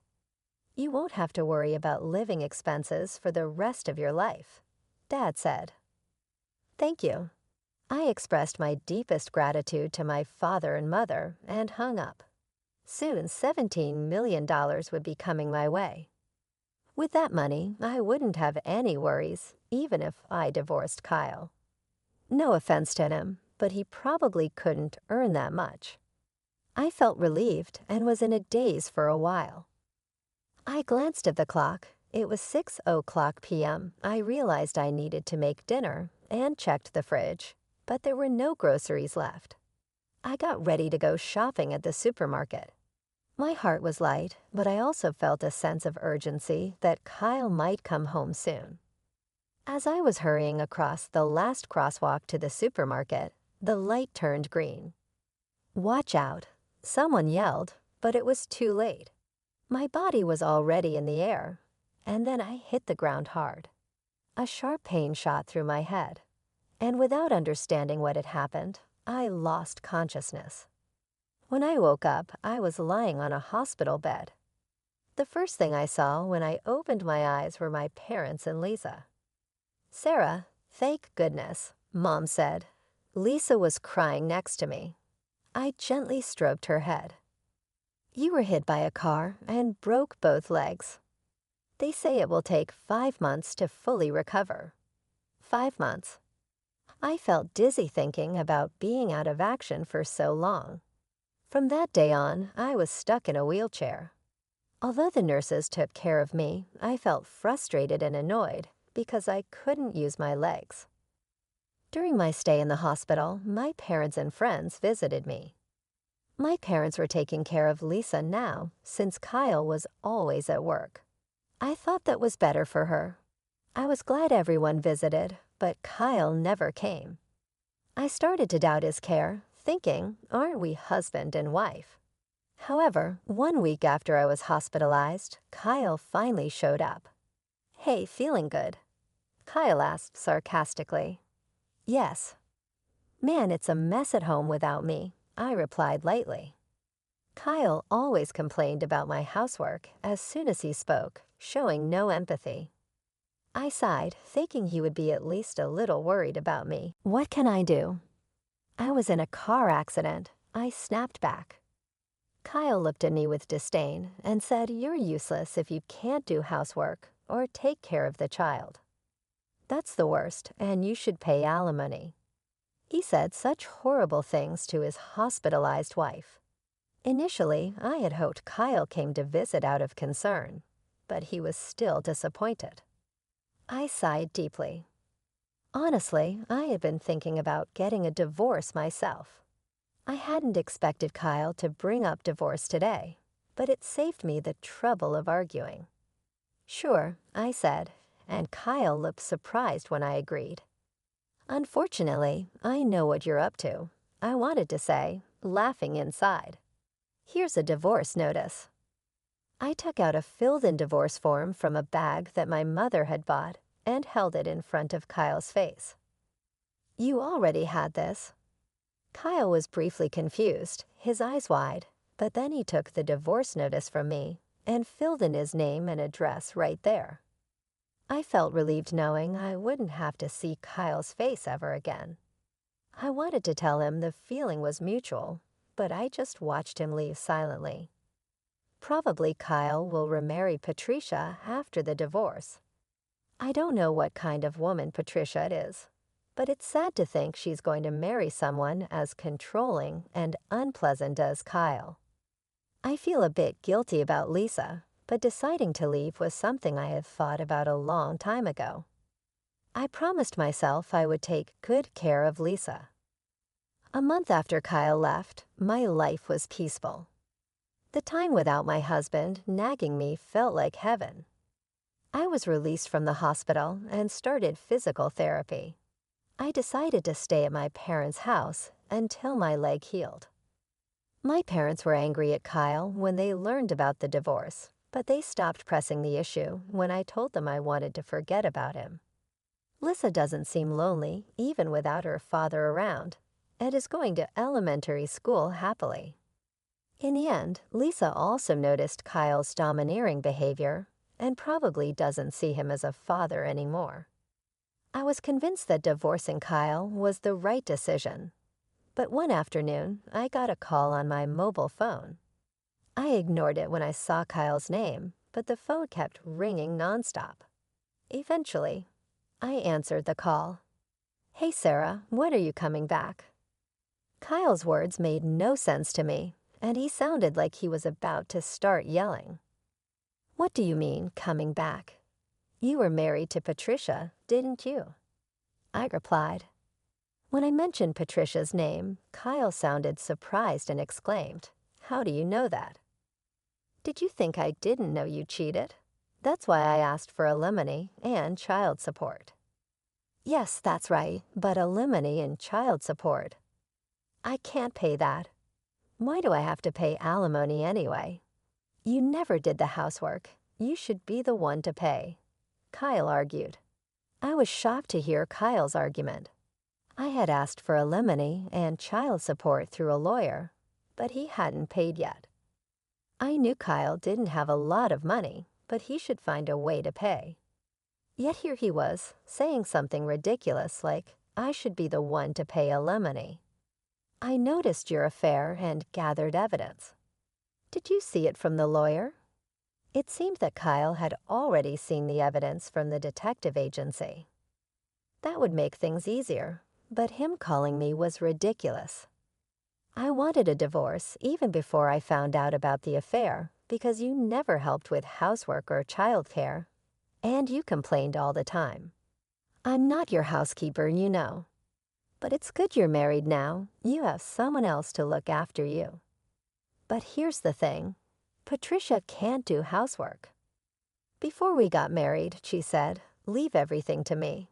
But once we got married, her cooking was terrible, and she didn't clean. I would have been better off with you. Marry me again. After all, you don't have any money, right? Lisa liked me too, didn't she?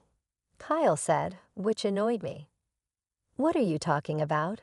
You divorced me and remarried. You're her partner, not my responsibility. And sorry to say, Lisa doesn't like you, and I have money. Don't lie to me. There's no way you have money. You are a housewife. You can't live without me. I had no intention of telling Kyle about the fortune I inherited from my parents, but faced with his aggressive attitude, I had no choice but to reveal it. My parents are CEOs. Recently, I inherited their assets.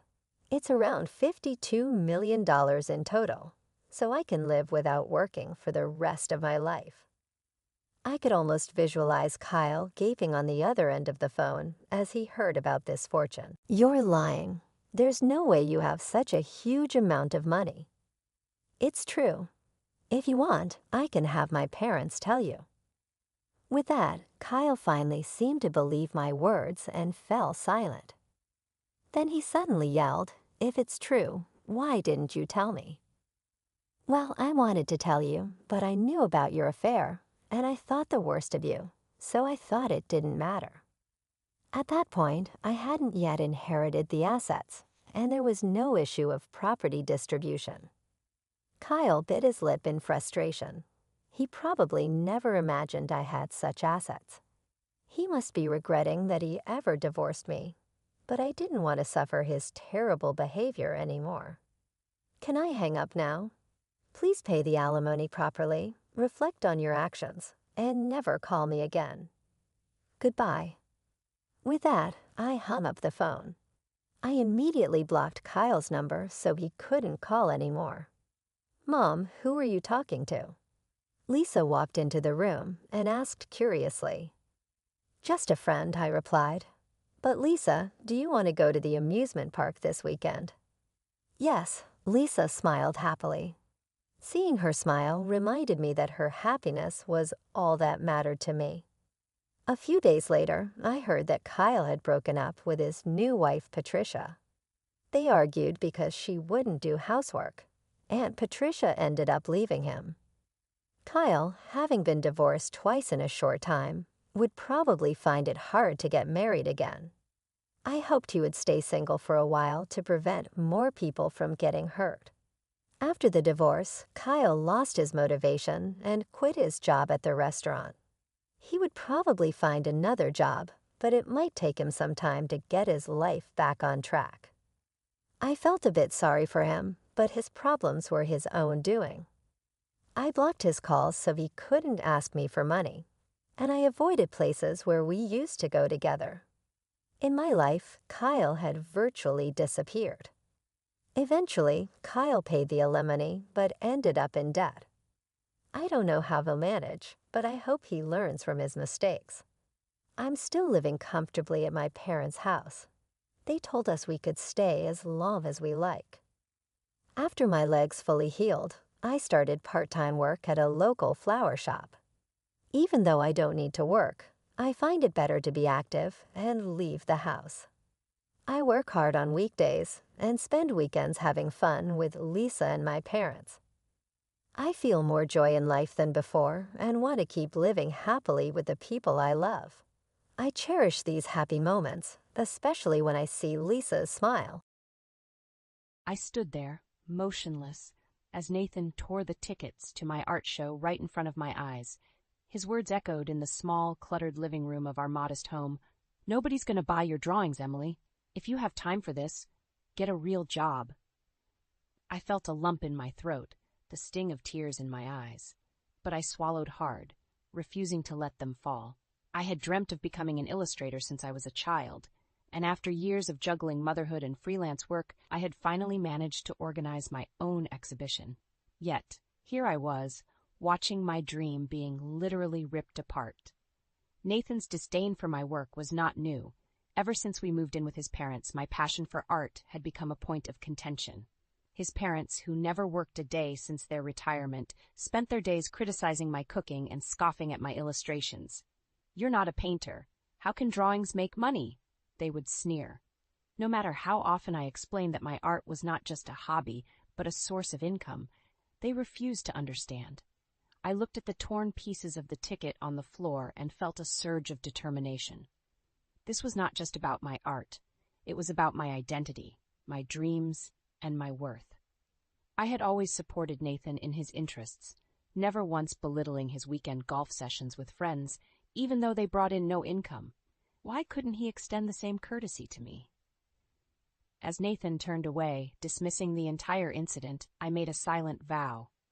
I would no longer seek his approval. My work had value, and I would prove it to him and everyone else who doubted me.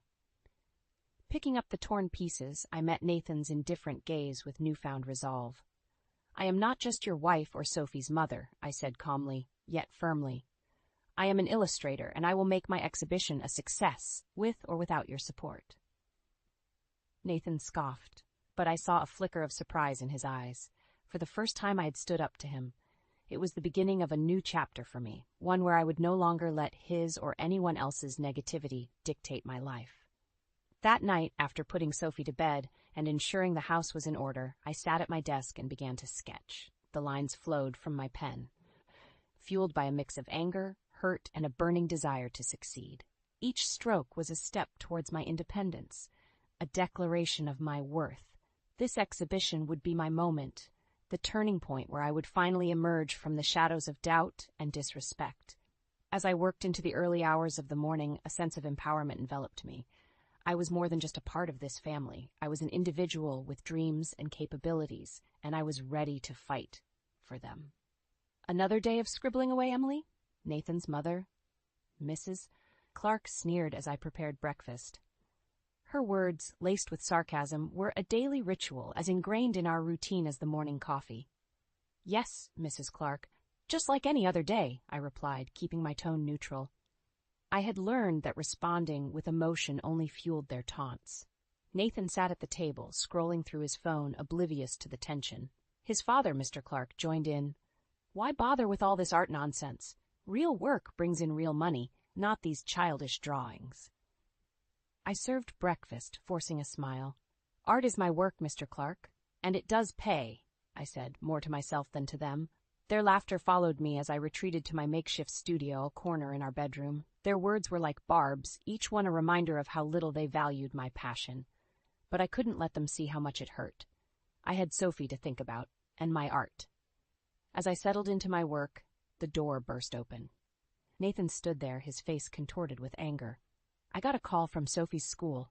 She's falling behind in her studies. What are you doing all day, Emily?" I looked up, surprised by his outburst. "I take care of Sophie, the house, and then I work." "You know my schedule, Nathan." He stepped closer, his voice rising. "You call this work? This is why Sophie is struggling. You're too busy playing artist."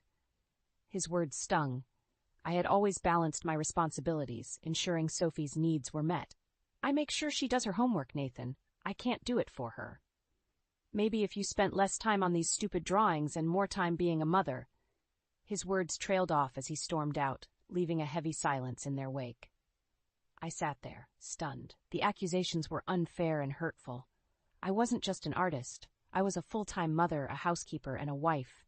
Yet none of that seemed to matter to Nathan or his parents. That evening, as I tucked Sophie into bed, her innocent voice broke through my turmoil. "Mommy, why does Daddy yell about your drawings? I like them. They're pretty." I kissed her forehead, a lump forming in my throat. "Thank you, sweetie. Daddy just doesn't understand, but that's okay. What matters is that we understand each other, right?" Sophie nodded, her eyes filled with a trust and love that warmed my heart. It was in that moment, looking at my daughter's innocent face, that I realized I had to make a change. I couldn't let Nathan's ignorance and his parents' disdain shape our lives any longer. I had to stand up for myself and for Sophie. The next morning, I made a decision. I would go through with the exhibition, no matter what they said. I would show them that my art was not just a hobby, but my lifeline, my expression, and my contribution to the world. And maybe, just maybe, I would find a way out of this suffocating environment for Sophie and myself. The day I received the invitation for the solo exhibition was a ray of light in my otherwise dreary routine. I remember staring at the email on my laptop, my heart pounding with excitement and disbelief. This was it, my chance to shine, to prove my worth beyond the confines of these judgmental walls. However, my elation was short-lived. As I shared the news at dinner, hoping for a sliver of support, the reaction was anything but encouraging. A solo exhibition? Who would be interested in that? Nathan scoffed, his voice dripping with disdain. His parents chimed in with their own barbs. Don't get your hopes up, dear. These things are often more about who you know than actual talent, Mrs. Clark said, her words sharp as knives. I clenched my jaw, fighting back the hurt. It's a big opportunity for me. People do appreciate my work, I said, trying to keep my voice steady. Nathan laughed, a harsh, mocking sound. Appreciate? Emily, let's be realistic. You're a stay-at-home mom who doodles. This isn't a career, it's a pastime at best. The dinner table became my battlefield, each word from Nathan a bullet I dodged or absorbed. I excused myself early, retreating to my studio corner with a heavy heart. Their words echoed in my mind, but I couldn't let them win. Not this time. I worked tirelessly for weeks, often staying up late to complete my pieces for the exhibition. Each brushstroke was a silent rebellion against Nathan's cruel words, a testament to my dedication and talent. One evening, as I put the finishing touches on a painting, Nathan barged into the room. Are you still up doing this? You're neglecting your duties, Emily. The house is a mess, and Sophie's been watching TV for hours. I stood up, my patience finally wearing thin. My art is important, Nathan. It's not just a duty I can neglect, and I've taken care of everything else. Can't you see I'm trying to build something for myself here? He snorted. Build what? A fantasy? You think these paintings will change our lives? Grow up, Emily. You're living in a dream world. I looked at him, the man I had married, now a stranger fueled by contempt. Maybe I am in a dream world, Nathan, but it's better than living in a world where I'm not respected or valued. I will go ahead with this exhibition, with or without your support. Turning my back to him, I continued my work, each brushstroke a declaration of my independence, a step away from his demeaning grasp. As the days passed, my resolve only strengthened. The exhibition was not just about showcasing my art. It was about reclaiming my self-worth and dignity. It was about showing Sophie that dreams are worth fighting for, no matter the opposition. And so, with a mix of fear and excitement, I prepared for the exhibition day, ready to step into the light, leaving the shadows of doubt and disrespect far behind. The day of the exhibition neared, and a knot of anxiety tightened in my stomach. I knew it was more than just about displaying my art. It was a statement, a challenge against the disdainful environment I had been living in. One evening, as we sat in the dimly lit living room, I mustered the courage to invite Nathan. The exhibition is next week, I began hesitantly. I was wondering if you'd like to come. He didn't look up from the TV. Can't. Got plans with the guys. I felt a familiar sting, but persisted. It's important to me, Nathan. I've put a lot of effort into this. Finally, he turned, his eyes cold. Why do you keep going on about this, Emily? It's just a little show. It's not like it's going to change anything. I held the invitation out to him, a futile gesture of hope. It's not just a little show to me. It's my work, my passion. With a swift, careless motion, Nathan grabbed the invitation and tore it in half. This is what I think of your little hobby, he sneered. The pieces fluttered to the ground, a symbol of my shattered efforts. I stood there, frozen, as he turned back to his show, dismissing my dreams as if they were nothing. Tears blurred my vision as I picked up the remnants of the invitation. His words echoed in my ears, a cruel reminder of the lack of respect I had been enduring. But amidst the hurt and humiliation, a fierce determination took root within me.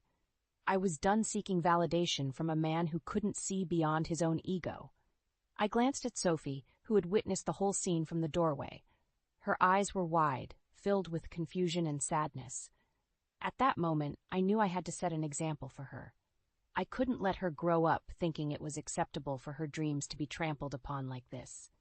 The next morning, I made a decision. I would leave Nathan, not immediately, but soon. I would plan it carefully, for Sophie's sake and mine. This exhibition would be my stepping stone, a way to prove to myself that I could stand on my own. The days leading up to the exhibition were a blur of preparation and quiet planning.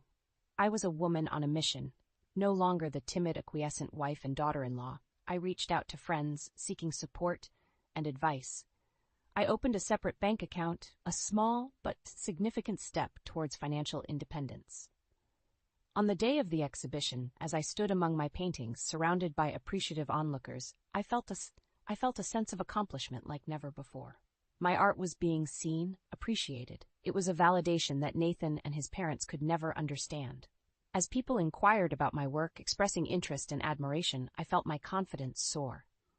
Each compliment, each interested glance at my paintings was a vindication of my talent and hard work. I sold my first piece that day, a moment that marked the beginning of a new chapter in my life. A chapter where I was no longer just Nathan's wife or Mrs. Clark's daughter-in-law, but Emily, the artist, a woman who had the courage to stand up for herself and her dreams. The success of the exhibition was the turning point. That night, as I lay in bed, staring at the ceiling, I knew I couldn't go back to the life I had been living. The disdain and disrespect were suffocating, and for the first time I saw a way out. I waited until Nathan left for work and Sophie was at school. With a heavy heart but a clear mind, I packed a small suitcase with essentials. I took a deep breath as I looked around the room, a mix of relief and sorrow washing over me. This was the end of one chapter and the beginning of another. I left a note on the kitchen table, not wanting to confront Nathan or his parents directly. I knew they wouldn't understand, nor did I expect them to. The note was brief. I need some time and space. Sophie and I will be staying with my parents for a while. I picked Sophie up from school that day, her smile a balm to my anxious heart. We're going on a little trip to Grandma and Grandpa's, I told her. She was excited, unaware of the weight of our journey. At my parents' house, I finally felt a sense of peace. They welcomed us with open arms, no questions asked. They saw the tiredness in my eyes and the determination in my posture. You always have a home here, Emily, my mother said, hugging me tightly. In the safety of my childhood home, I explained to Sophie why we were there. Mommy needs some time to work on her paintings, and we need a little break from Daddy, I said gently. Sophie, wise beyond her years, looked up at me with her big eyes. Is it because Daddy doesn't like your drawings? Her question stung, but I nodded. Sometimes people don't understand the things we love, sweetheart, but that doesn't mean we should stop loving them. The days turned into weeks. I spent my time working on new illustrations and planning our future. The quiet and support of my parents' home were a stark contrast to the constant criticism I had faced in Nathan's house. One afternoon, I received a call from Nathan. His voice was a mix of anger and disbelief. Where are you? Why aren't you home? You can't just take Sophie and leave. His words were like daggers, but I stood my ground. Sophie and I are safe. We're with my parents. I needed space, Nathan. Space you never gave me. You're being selfish, Emily. You're tearing this family apart over some paintings. I clenched the phone tightly, my resolve hardening. No, Nathan. You tore this family apart with your disrespect and disdain for what I love. I won't apologize for wanting to be happy, for wanting Sophie to see her mother happy.